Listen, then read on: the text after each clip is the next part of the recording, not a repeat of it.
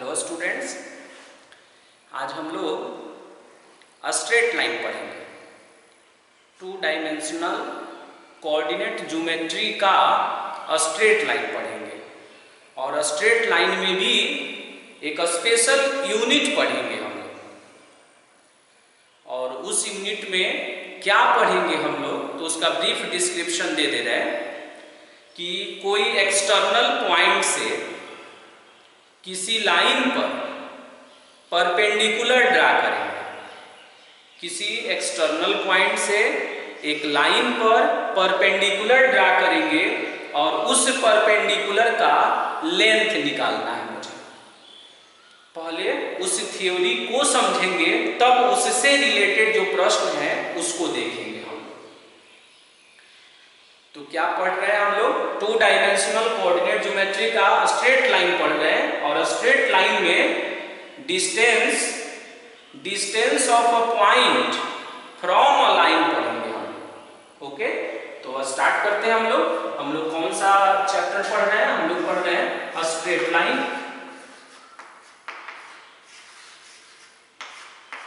Straight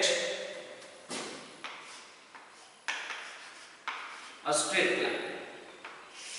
और ये straight line किसमें पढ़ना है? 2 डायमेंशनल कोऑर्डिनेट ज्योमेट्री में पढ़ना है। बहुत ही बड़ा चैप्टर है, उसी का एक पार्ट अभी हम लोग पढ़ेंगे।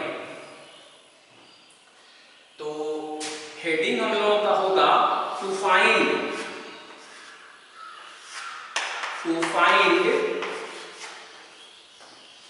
The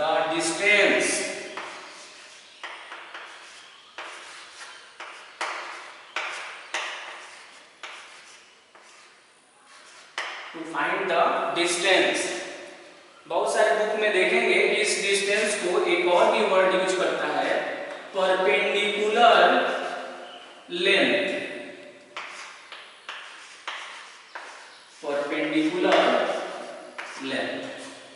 two find the distance या perpendicular length of a point, to find the perpendicular distance, to find the distance या perpendicular length या perpendicular distance भी बोल सकते हैं, of a point P और जिसका कोऑर्डिनेट है alpha comma beta from a line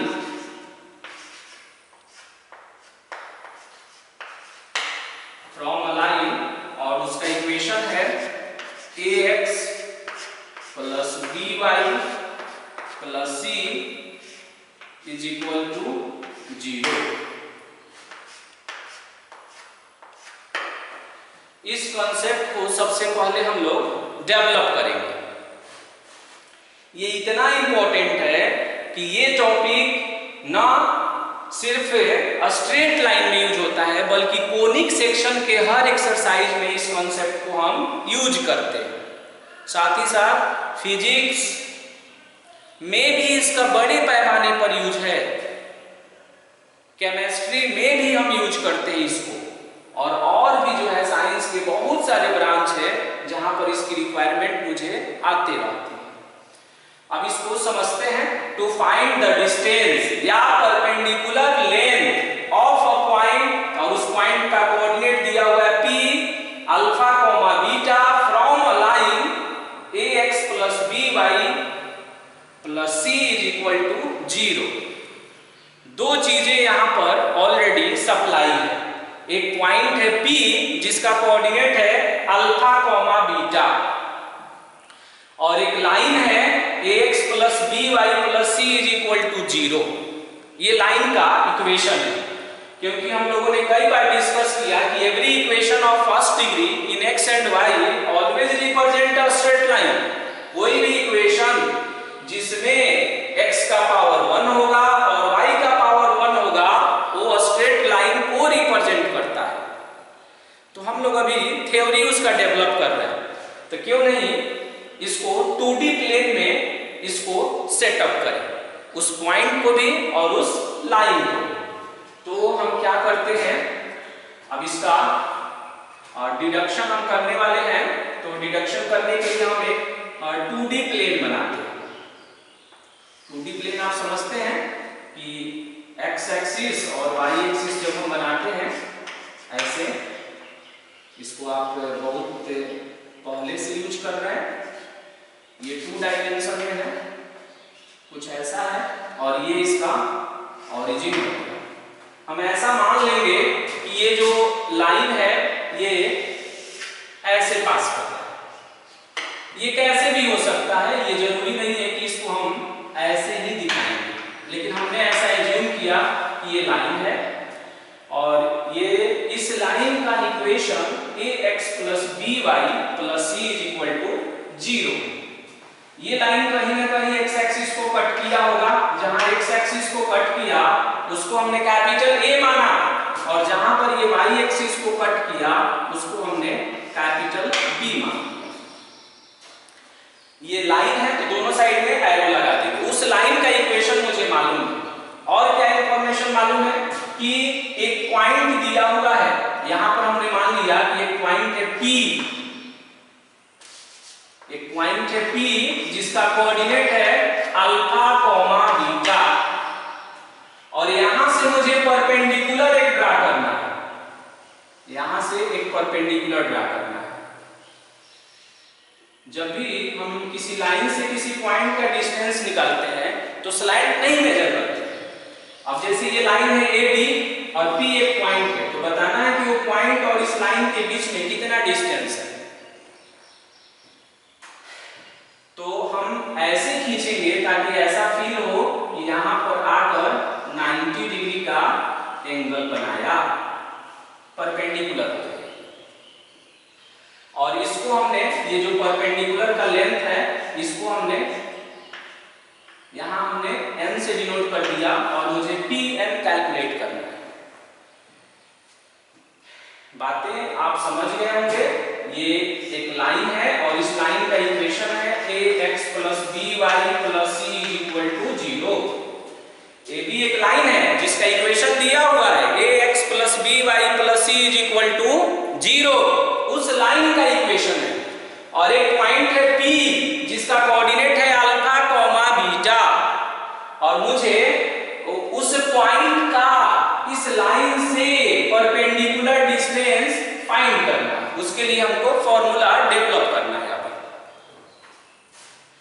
यानी दूसरे शब्दों में हम कहें तो मुझे Pn को कैलकुलेट करना है। हम यहाँ पर इसका, यानी मेरा टारगेट क्या है, यहां से क्या निकालना, तो टू फाइंड Pn, यानी मेरा मिशन है कि Pn को निकालें। Pn को निकाल लेंगे, वही मेरा रिजल्ट होगा। तो आप ऐसे सोचेंगे कि ये लाइन है ही और ये पॉइंट है ही, तो क्यों नहीं इसको स्केल से मेजर कर लेते, और मेजर करके उसके डिस्टेंस को हम लिख देंगे। तो उसको स्केल से मेजर करके कैसे लिखेंगे हम, वो अभी न दिख रहा है कि P वहां है और N वहां पर है। जब आपको कैलकुलेट करना रहेगा तो न तो आपको P पता लगेगा, कोऑर्डिनेट रहेगा, लेकिन अब P का सिचुएशन मालूम चलेगा, एग्जैक्ट लोकेशन, न उस लाइन का एग्जैक्ट लोकेशन मालूम चलेगा, और न उस टाइम आपको स्केल मिलेगा। तो इसलिए अब ऐसा नहीं सोचेंगे क्यों नहीं उसको स्केल से मेजर कर लेते हैं कि इतना सारा डिडक्शन करेंगे। तो इसलिए करेंगे ना क्योंकि अभी आपको दिख रहा है कि P और N जो है बहुत ही कम डिस्टेंस है, तो एक स्केल लगाकर मेजर कर ले, हमेशा स्थिति वैसी ही नहीं बनी रहेगी। इसलिए फॉर्मूला डेवलप करना नितांत आवश्यक। हम क्या करते हैं कि अपने वर्क के लिए P को A से ज्वाइन कर देते हैं। कुछ वर्क करना है मुझे, इसीलिए हमने इसको ज्वाइन कर दिया। गिवन में जब हम आएंगे, अब लाइन का इक्वेशन कितना है, लाइन का इक्वेशन हम यहां फिर से एक बार लिख दे रहे हैं। तो लाइन का इक्वेशन है ax प्लस में by प्लस में c इक्वल टू 0। ये लाइन का इक्वेशन।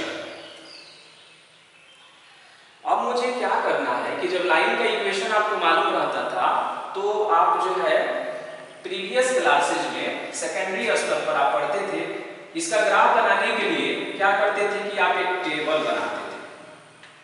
ऐसे टेबल बनाने के बाद से ऐसे उसमें सेगमेंट बना देते थे और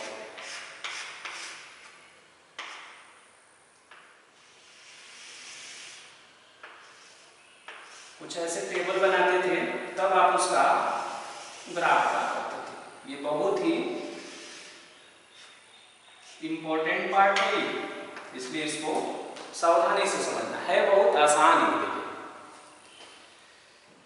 अब क्या करेंगे कि हम यहाँ पर x लिख देते थे, यहाँ पर y लिख देते थे और यहाँ पर लिख देते हैं पॉइंट। जब हम इसका ग्राफ बनाते हैं तो कोई भी पॉइंट यहाँ पुट कर सकते हैं, लेकिन कहा जाता है कि सबसे सुपीरियर पॉइंट जो होता है वो 0 होता है। 0 पुट करने पर क्यूब वैल्यू निकलता है।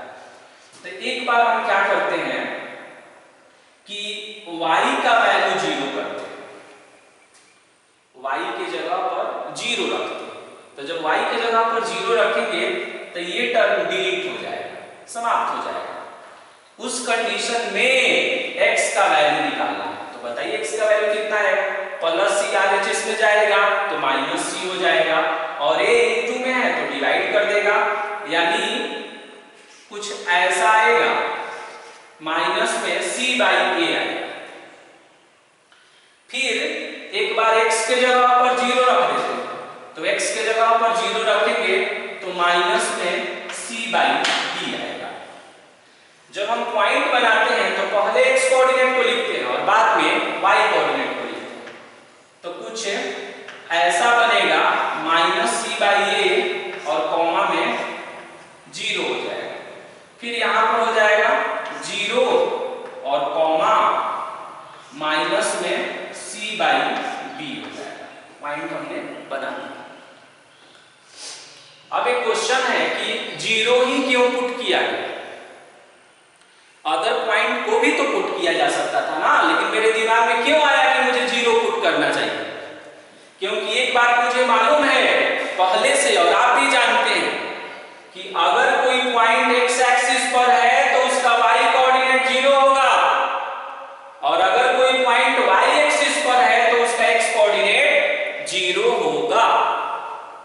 तो अगर हम 0 पुट करेंगे तो ये कहां है, इसको एग्जैक्ट हम जान पाएंगे। यानी अब हम इसको देखकर कह सकते हैं कि ये जो पॉइंट है ये x एक्सिस पर, ये जो पॉइंट है ये y एक्सिस पर, y एक्सिस पर। और कम से कम मुझे 2 पॉइंट खोजना होता है। अगर 2 पॉइंट हम खोज लें तो हम उसका कोऑर्डिनेट जो है, 2 पॉइंट अगर हम खोज लेते हैं तो लाइन को आसानी से हम ड्रा कर सकते हैं। ऐसा करके हमने 2 पॉइंट बनाया। तो अब देखेंगे कि x एक्सिस पर कौन पॉइंट है। तो पहले से मुझे p का कोऑर्डिनेट मालूम है और वो कितना है, अल्फा कॉमा बीटा। फिर मुझे a का कोऑर्डिनेट मालूम है, तो a x एक्सिस पर तो उसका y कोऑर्डिनेट 0 होगा, तो ये हो जाएगा माइनस में c बाई a और कॉमा में 0। फिर हम b को कैलकुलेट करेंगे तो y एक्सिस पर है तो x कोऑर्डिनेट 0 होगा, 0 कॉमा माइनस में c बाई b। तो अगर कोई अदर पॉइंट हम इसमें पुट करते तो हम a का कोऑर्डिनेट और b का कोऑर्डिनेट नहीं जान पाते। यानी अगर हमको ये जानना है कि कोई लाइन x एक्सिस को कहां कट किया और y एक्सिस को कहां कट किया, तो हमको ऐसे ही ग्राफ, ऐसे ही पुटिंग करना चाहिए। एक बार x के जगह पर 0 और एक बार y के जगह पर 0। और इस आधार पर हम कह सकते हैं कि p का कोऑर्डिनेट गिवन था। p का कोऑर्डिनेट क्या है, गिवन है, और हमने a का कोऑर्डिनेट जान लिया, minus c upon small a comma 0, क्योंकि x एक्सिस पर है तो y कोऑर्डिनेट 0 होगा। अब हम क्या करेंगे ना कि PAB का एरिया निकालेंगे कोऑर्डिनेट ज्योमेट्री के हेल्प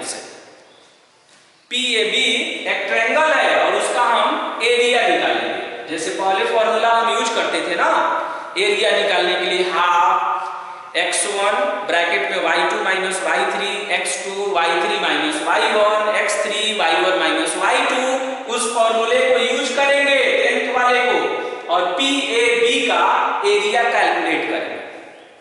कहिएगा इससे फायदा क्या होगा? एरिया अगर हम निकाल लें तो इससे मुझे क्या मालूम चल जाएगा? तो अभी आपको मालूम चलेगा। फिलहाल आप PAB का एरिया कैलकुलेट करें।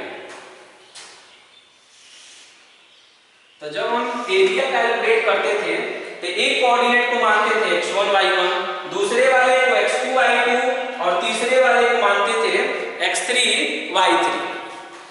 तो अब हम क्या करेंगे कि PAB का एरिया कैलकुलेट करते हैं। हम एरिया ऑफ ट्रायंगल PAB, इसका फॉर्मूला होता है हाफ होता है ऐसे, और x1, तो x1 का काम कौन किया? अल्फा। y2 माइनस y3, तो आप इसको देखिए कुछ ऐसा है, दो माइनस हो जाएगा इसीलिए ऐसा हो जाएगा, plus x2 y3 minus y1, तो यहां से देख लीजिए ये x1 y1 है, ये x2 y2 है और ये x3 y3 है। तो हमको चाहिए x2, तो x2 लिख दिया हमने। अब मुझे चाहिए y3 माइनस y1, तो y3 है माइनस में c बाई b और माइनस में beta plus x3 0 y1 minus y2, y1 minus y2, हमने फॉर्मूला यूज कर लिया। फॉर्मूला क्या यूज किया? हम फिर से एक बार रिकैपिचुलेट कर रहे हैं। हाफ यहाँ मोड भी होता है क्योंकि एरिया कभी नेगेटिव नहीं हो सकता है, तो यहाँ मॉडुलस भी रहता है, ऐसा आपको सोचना है। तो half x1 y2 minus y3, तो ये हो जाएगा y2 और ये हो जाएगा y3, तो 0 माइनस और एक माइनस ही है तो प्लस हो जाएगा। फिर x2 तो माइनस c बाई a और x2 y3 माइनस y1, तो y3 हो गया माइनस c बाई b और माइनस में y1 तो बीटा और फिर उसी तरह x3 y1 माइनस y। यहाँ 0 है तो आप स्पष्ट रूप से देख पा रहे होंगे कि ये टर्म यहाँ से स्वतः डिलीट हो जाएगा क्योंकि 0 को किसी से भी मल्टीप्लाई करेंगे तो 0 ही आएगा। अब जो बच गया उसको हम सिंप्लीफाई करेंगे, तो हाफ हो गया। तो ये आएगा, जब इसको हम मल्टीप्लाई करेंगे तो ये आएगा c alpha by b plus ये हो जाएगा c स्क्वायर और अपॉन में a, फिर हो जाएगा ये c बीटा अपॉन a आएगा, इतना आएगा। ये माइनस से मल्टीप्लाई करना है इसमें दोनों पॉजिटिव हो जाएगा। अब इसका एलसीएम लेंगे। अब जब हम इसका एलसीएम लेंगे तो ये होगा हाफ और एलसीएम होगा इसका AB, B से डिवाइड करेंगे तो A बचेगा। या पहले एक और काम कर लेते हैं, एलसीएम तो हम लोग लेंगे, पहले C का कॉमन बना लेते हैं। C सभी में है तो C का कॉमन बना लेते हैं, तो C यहाँ लिख दिया हमने, तो c बाई 2 हो गया, तो ये हो जाएगा alpha by b, c by A B और बीटा बाई ए और ब्रैकेट क्लोज कर देंगे। फिर हो जाएगा c बाई 2 और फिर ये एलसीएम ले लीजिए, तो ये ए बी हो जाएगा, तो b से डिवाइड करेंगे तो ये हो जाएगा, तो ये हो जाएगा ए अल्फा प्लस में c, a से डिवाइड करेंगे तो b बचेगा, तो ये हो जाएगा b बीटा। अब इसको हम ऐसे भी लिख सकते हैं c upon 2ab, c upon 2ab और इसको हम अरेंज कर देते हैं तो ये हो जाएगा ए अल्फा प्लस में बी बीटा और प्लस में सी। बहुत ही आसान है। ये क्या निकाला हमने? एरिया ऑफ ट्रायंगल PAB निकाला। हम कह सकते हैं कि ये क्या निकला? Area of triangle PAB। यहाँ पर भी लिख रहे हैं एरिया ऑफ ट्रायंगल PA और क्या है B। Area of triangle PAB हमने कैलकुलेट कर लिया। इसको हमें बॉक्स में इनक्लोज करना है।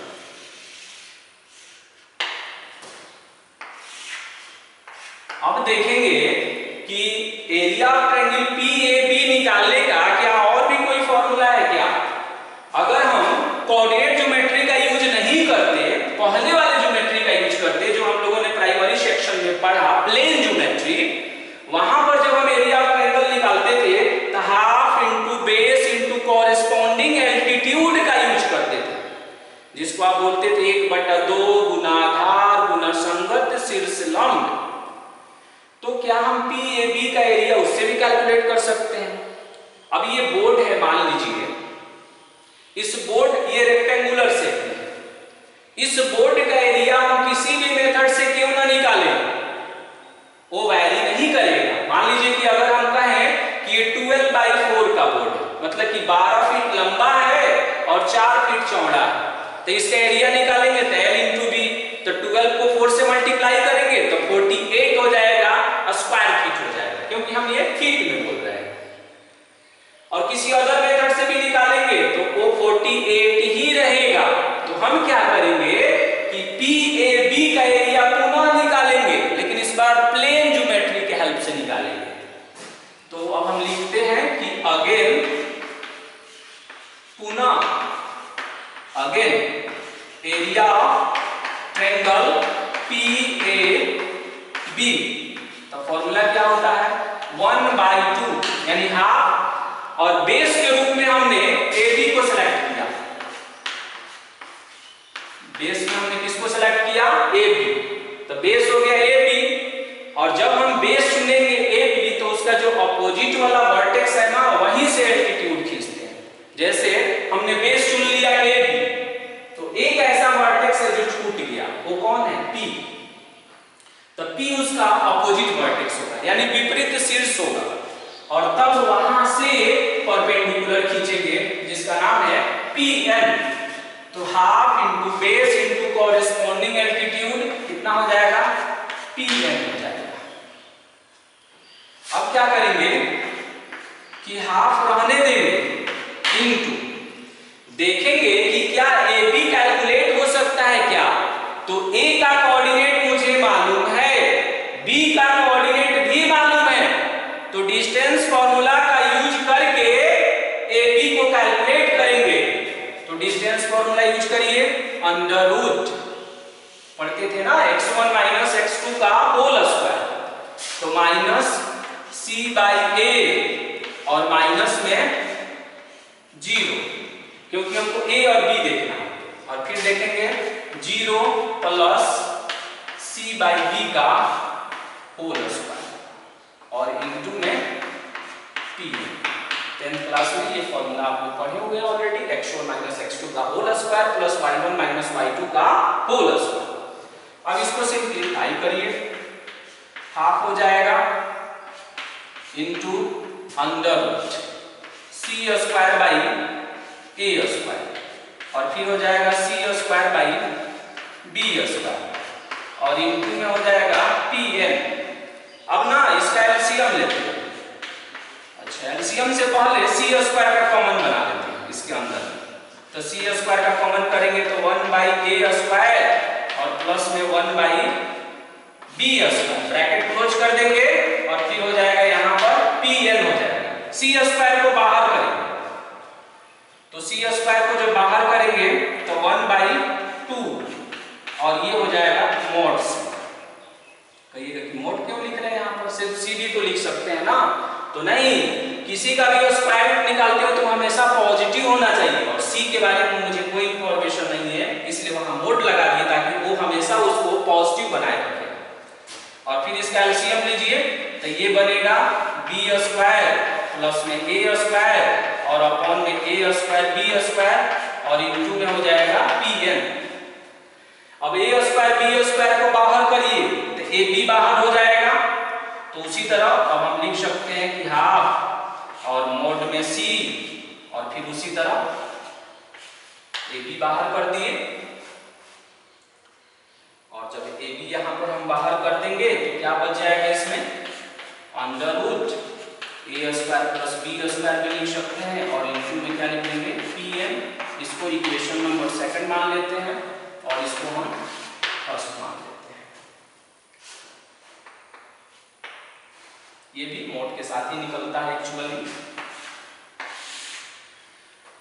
अब क्या करेंगे कि प्लेन ज्योमेट्री से हमने फिर PAB का एरिया निकाला और कोऑर्डिनेट ज्योमेट्री से भी PAB का एरिया निकाला हमने। तो आपको सोचना है कि 1 और 2 दोनों एक ही चीज का एरिया निकाला गया क्या? तो आपका आंसर होगा कि हाँ, दोनों एक ही ज्योमेट्रिकल फिगर का एरिया निकाला गया दो मेथड से। तो इस कंडीशन में हम कह सकते हैं कि तब दोनों इक्वल होगा क्योंकि दोनों तो ट्रायंगल का ही एरिया है। तो हम लिख सकते हैं कि फ्रॉम फर्स्ट एंड सेकंड। तो फर्स्ट वाले में देखिए कितना आया c अपॉन 2ab और यहां से आया a अल्फा प्लस में b बीटा और प्लस में c और इधर से आया फिर उसी तरह मोड में c था फिर यहाँ ab था। मोड में जैसे यहाँ नहीं भी लिखा जाता है तो ये ध्यान रखा जाता है। बहुत सारे बुक में देखे ये मोड नहीं लगाया हुआ तो फिर भी अंडरस्टूड है कि वो पॉजिटिव होना चाहिए और ये हो जाएगा under root a square plus b square. शुरू में भी हमने बोला था कि जब हम ये एरिया निकाल रहे हैं तो एरिया कभी नेगेटिव नहीं होता है। एरिया कभी नेगेटिव नहीं होता है तो यहाँ पर ये मॉडुलस का होता है। इस तरह से ये मॉडुलस होता है और इस मॉडुलस के प्रभाव से ये दोनों भी मॉडुलस में आ जाएगा और फाइनली ये c से c कट जाएगा, ab से ab कट जाएगा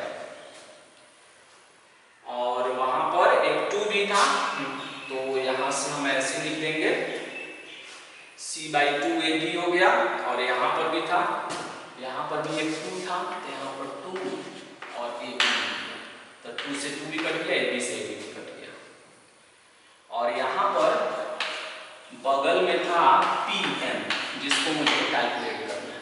अब ये इनटू में है तो इधर आकर डिवाइड कर देगा तो ये हो जाएगा मोड में a alpha b beta plus में c और यहाँ मोडुलस और upon under root a square plus b square और ये किसके इक्वल होगा pn के इक्वल होगा। और यही जो pn है तो आप देखेंगे शुरू में मुझे क्या कैलकुलेट करना था तो हमने हेडिंग डाला था टू फाइंड pn।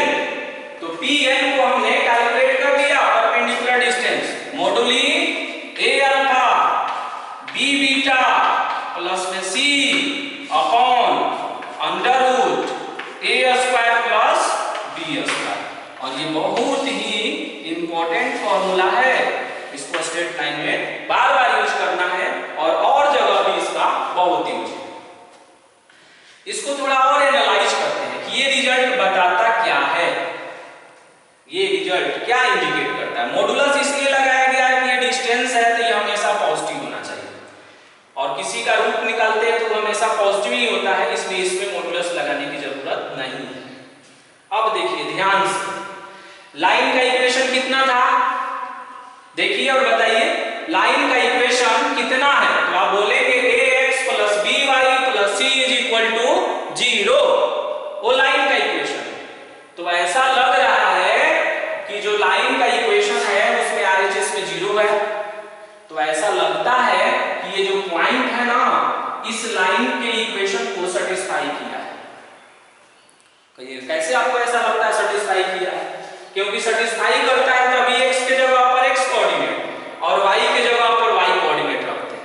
तो ऐसा लग रहा है कि x के जगह पर अल्फा और y के जगह पर बीटा रखा हुआ है, अब प्लस में c है और अपॉन अंडर x का कोएफिशिएंट देखिए तो आप बोलेंगे x का कोएफिशिएंट मतलब x का गुणांक कितना है तो आप बोलेंगे स्मॉल है, y का कोएफिशिएंट कितना है स्मॉल b तो अंडर रूट x के कोएफिशिएंट का स्क्वायर प्लस y के कोएफिशिएंट का स्क्वायर।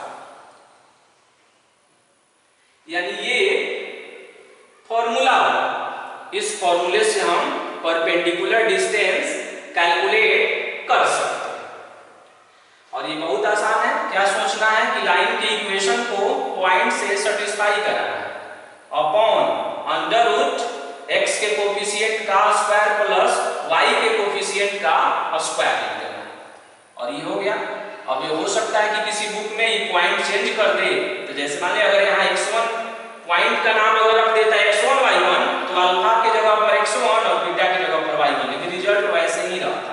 और यही मेरा रिक्वायर्ड रिजल्ट है। अब जब हम इसका प्रॉब्लम करेंगे तब हम देखेंगे कि इसको यूज कैसे करें। ओके, तो उसका प्रॉब्लम करने से पहले एक और थ्योरी इसका डिस्कस करेंगे और तब हम इसके प्रॉब्लम को करेंगे।